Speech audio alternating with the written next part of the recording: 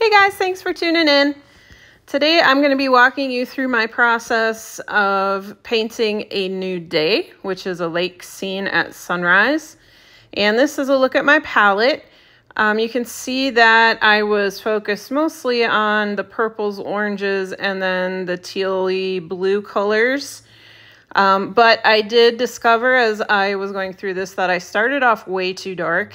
And this is a habit that I've had from the very beginning.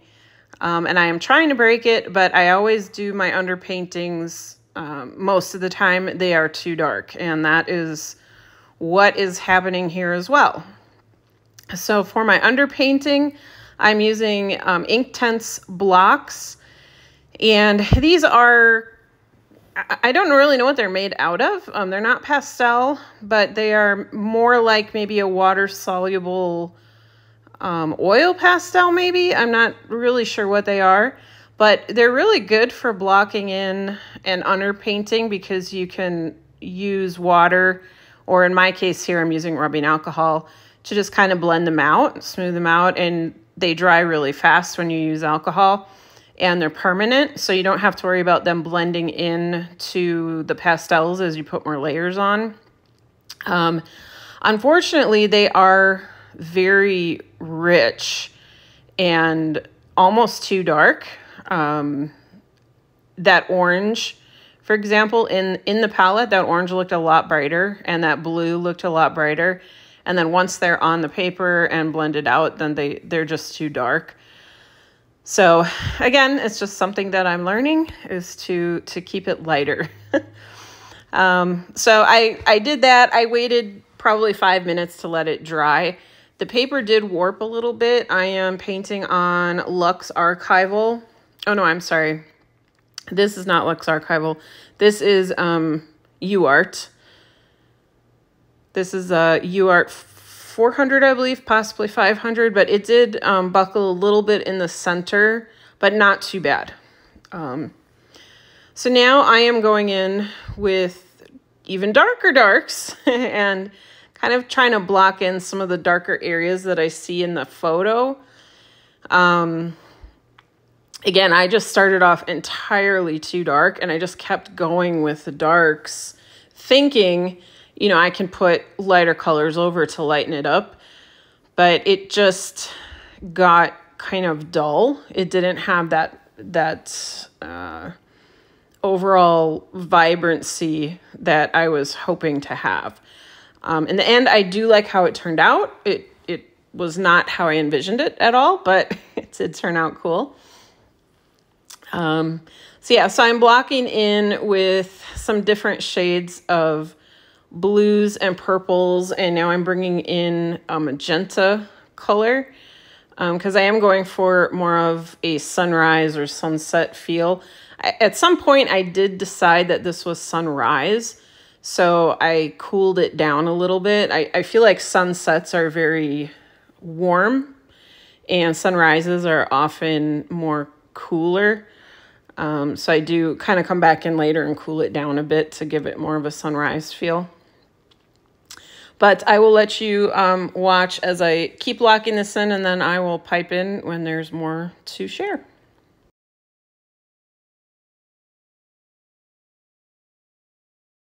Okay, so now you can see I am bringing in some lighter tones, and I just sprayed it right there with the fixative because I had already overworked it. And as you can see, this lighter tone is not really covering those darks. It's just kind of creating some mud.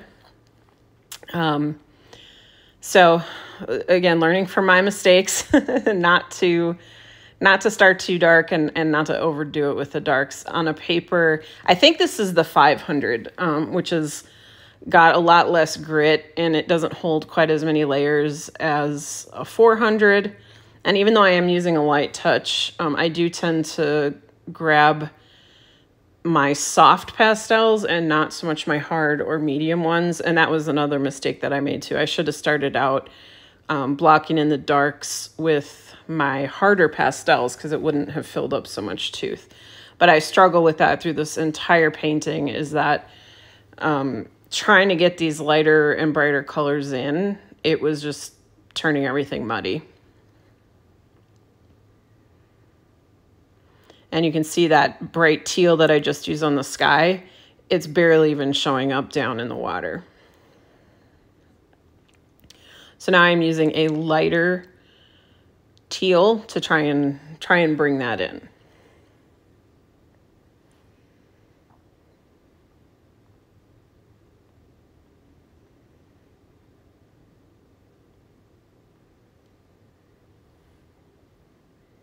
And you notice I did crop the photo, not here in the video, I'm showing you the entire photo, but for painting purposes, I did not do it as a square. I cut the skyline off so that I raised the horizon is near the top of the painting. So a lot of that sky that you see in the photo does not appear in the painting.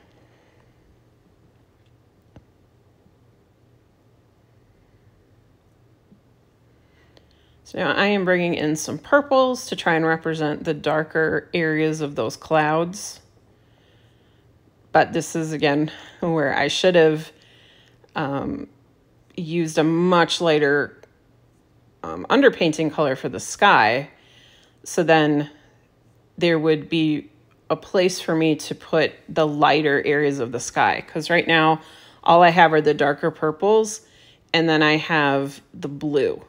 And I do have a little bit of this orange coming in from the sun, but the sky itself is blue and purple, which is not what I had wanted. I wanted it to be the purples with a blue backdrop, but then with some of that brighter white in there.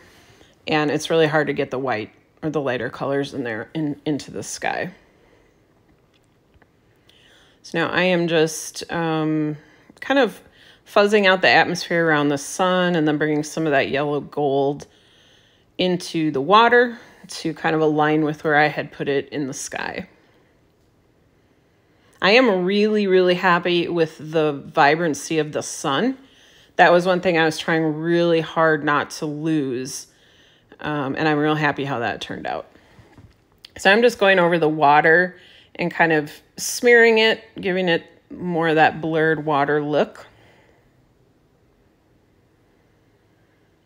Adding some more purple into the sky because I am trying to build up some more contrast in the sky there.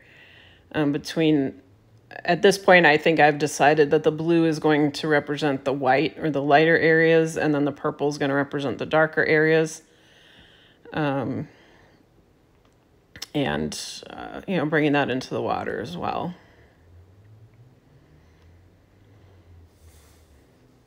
And with this painting, I'm also trying a new, or new for me, type of a layout to get, to direct the viewer's eye to the sun.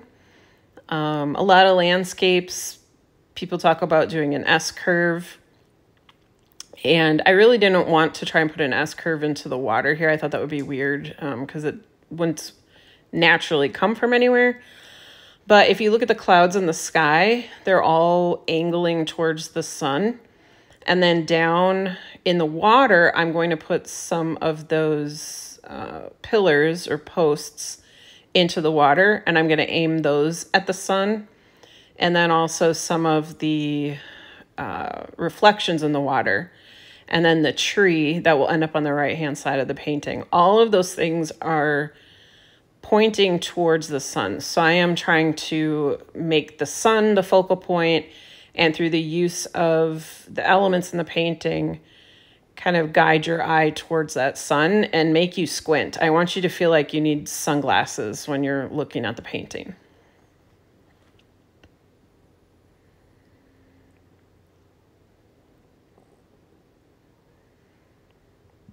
So I'm trying to ground it. And again, if you look at the photo, the bottom and the corners at the bottom are very dark. So I'm trying to bring that in. And I'm not sure, maybe this photo, maybe someone had added like a vignette or something to the photo. But that bottom is just so dark compared to the top.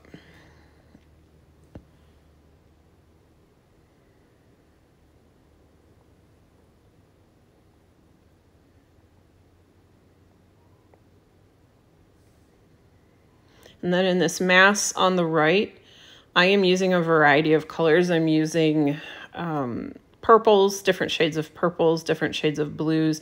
And I even bring in some really dark teal into there because I don't want it to just be a solid mass of one color. And it does end up looking pretty interesting with all the different darks in there.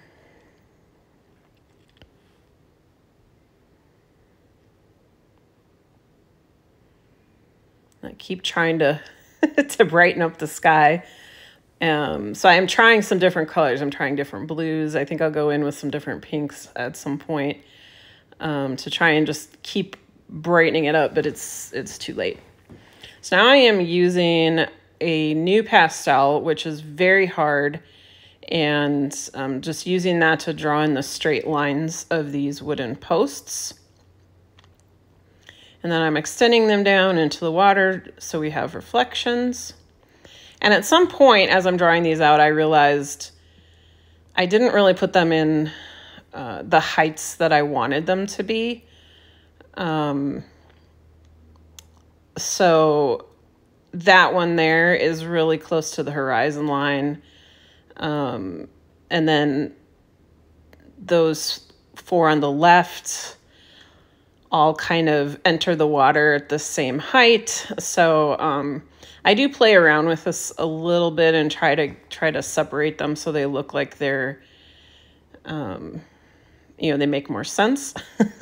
But and you'll see at the end of this section of video, I sign this and then I come back and I redo quite a bit of it. So you'll get to see me rework a lot of this painting the next day after I slept on it for a little bit, because there's a lot of things that I wanted to fix. I did not like those posts at all. I didn't like how dark the painting was. And it felt heavy on the right side. When I looked at it, it didn't feel balanced. So like I said, at the end of this section of the video, after I sign it, you'll see me come back in and do quite a bit more work to it. So that, you know, if you want to see how I fixed some of these problems, it was definitely a learning experience for me. But I did enjoy this painting, even though it was a struggle. So I'm using a lighter color to indicate where those posts are entering the water, and I'm using that now to fix that problem I made of them all looking like they were entering in the same horizontal plane.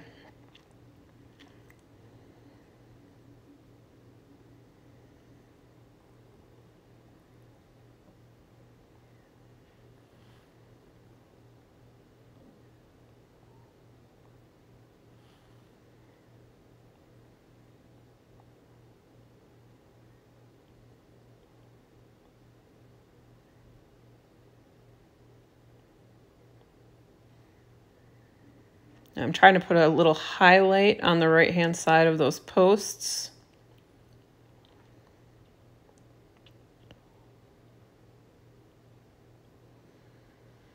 And I have too much pastel on the paper and I really can't get any of them to work.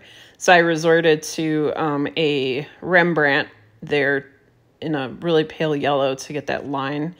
And now I'm trying to softly blend it out. I didn't want to use my finger because the line was so skinny and my finger was too fat. And I keep trying to fix that post where I kind of smudged it. Looks like I finally got it.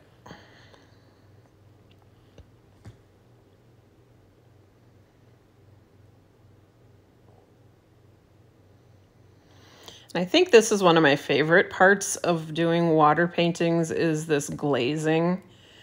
I just love glazing over the water with a very, very light touch and a very light color pastel. It just kind of brings those just tiny little ripples to the water. It makes it look so pretty. And then I glaze over that glaze with I think that was a greenish blue. Here I'm spraying it again. I think I ended up spraying this painting maybe 5 or 6 times. And I normally spray maybe once, if at all. So I was really, like I said, I was really struggling with having too many layers here. So now I'm bringing in some of the vegetation, some of the finer line tree branches and things on the right. And in the photo, they go completely over the sun, but I didn't want to do that. I wanted to leave that sun peeking out pretty strongly instead of being blocked by the tree.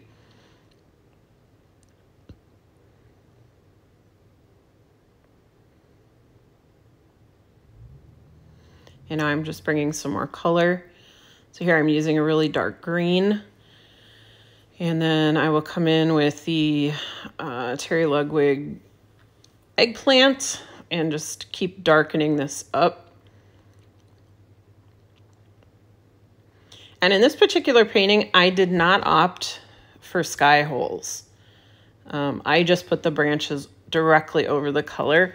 And I think I like how it turned out. I think because the tree is so close to the front of the painting, sky holes might have looked strange. I'm not sure. I am definitely not an expert at creating sky holes, so someone with more experience can probably make them look better. But I think it turned out looking okay there. So I'm using a Diane Townsend. This is a really, really dark blue. And I'm going in with a much brighter blue, just to break it up. And then doing a little bit of color echoing. And I might even put some of that in the sky at some point. A few more highlights on the water.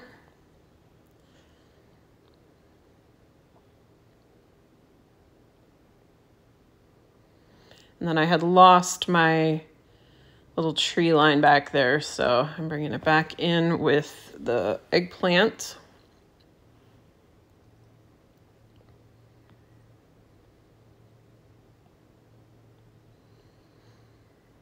And then I spent a bit of time here with the side of a pastel, and I use a few different colors in here to just bring in some ripples. So I'm using that darker blue, and then I'm coming in with a little bit of this peachy orange color. And it's just to kind of add a little sparkle to the water, a little bit of movement. I didn't want it to be perfectly smooth.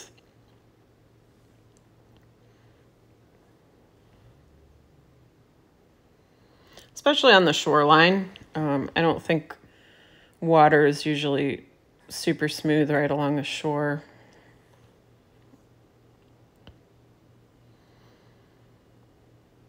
And now you can see with all this blue that I've added, I have cooled it down quite a bit. The sky is still a little warm, and you'll see in the next section when I come back in and redo a lot of this that the sky cools down as well. So I'm just adding some finer grasses in there.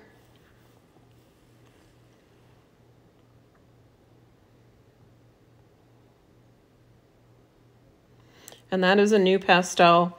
Those are awesome for adding little grasses and wispy things because they are nice and hard, and they keep a sharp corner or a sharp edge, which is nice.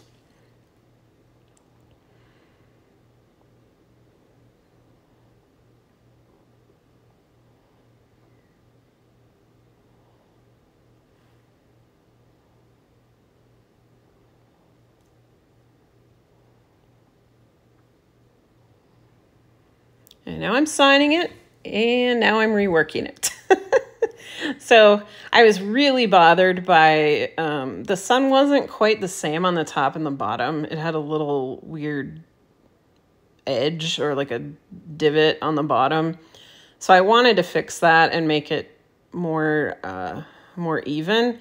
And then right there in that spot, there's the tree. The branch is like perfectly in line with the circle of the sun, and I just thought it looked strange. So I'm going to try and right in there, try and kind of just make it a little less round. And still working on the sky. And I had sprayed it, I think I sprayed it 2 more times before I came back in with this round of pastels.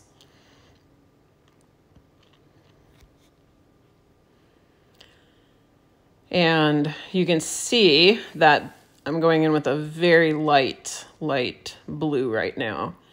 And this is because I really wanted to lighten that sky up.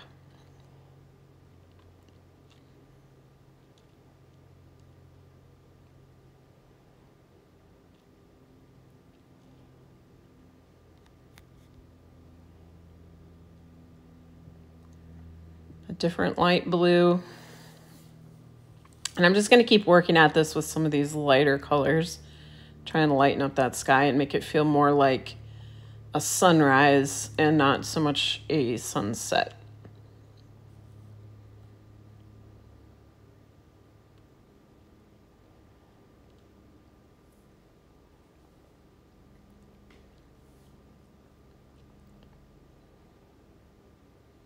This was very hard trying to work between those posts and the grasses.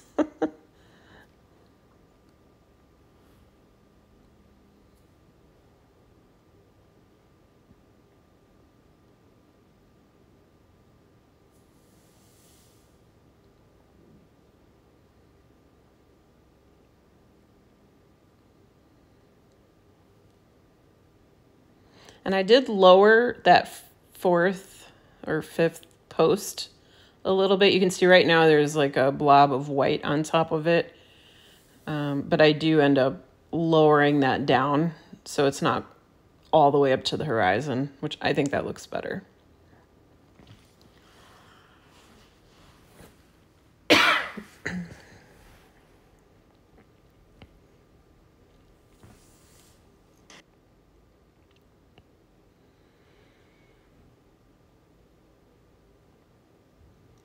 And this is actually a really dark purple. So this matches the dark purple that I have on the right-hand side in that vegetation. So I'm using that as kind of the dark side to anything that's sunlit. And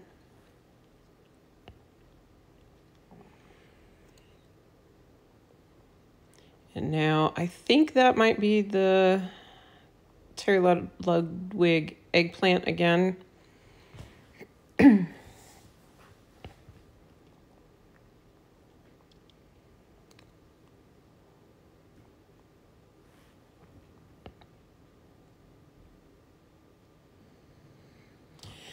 now I'm using, I think I use like 5 or 6 different colors for this vegetation. And this time I'm using more visible colors, are not quite as dark. So I'm using a dark green, a really dark teal, a blue, a purple, and a brown. And I'm trying to just really vary up that vegetation and trying to kind of get that feeling that you get at sunrise where you can kind of see colors, but they're not quite there. You know, they're not full bloom.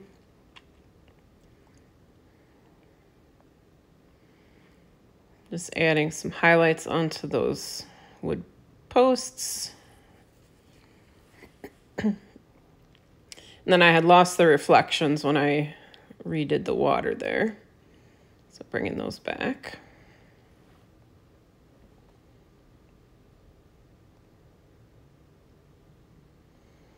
And now I'm much stronger this time around with using a yellow to glaze the water instead of that more neutral yellow that I had used the first time around, because I really want this to be representative of that sun is just glinting off the water.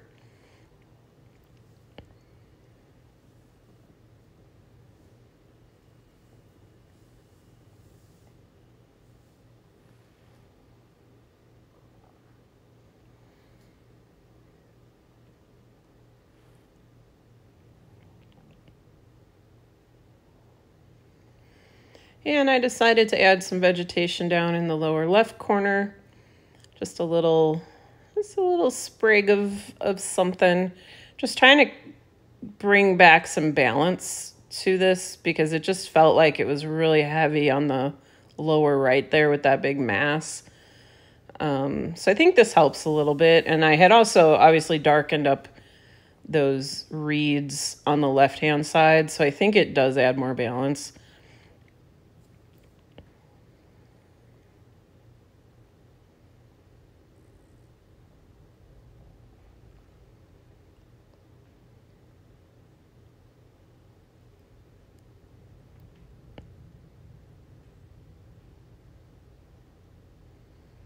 And bringing just a touch of that pink back.